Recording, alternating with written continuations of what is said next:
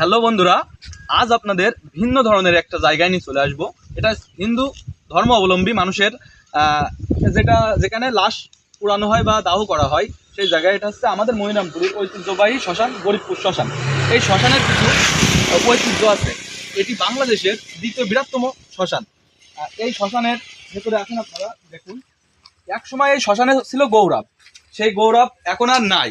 একসময় এখানে দিনে 5 থেকে 7টা লাশ দাহ করা হতো, কিন্তু এই উন্নত প্রযুক্তির কারণে এখন সেইটা কমে গেছে।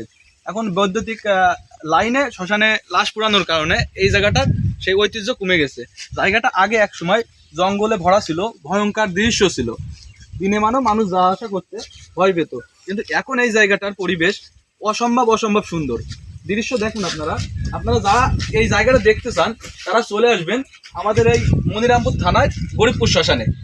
জায়গাটা ভালো লাগলে লাইক করবেন এবং শেয়ার দিয়ে পাশে থাকবেন, এবং এমন নতুন নতুন ভিডিও পেতে আমাদের পেজটি ফলো দিয়ে পাশে থাকবেন ইনশাল্লাহ।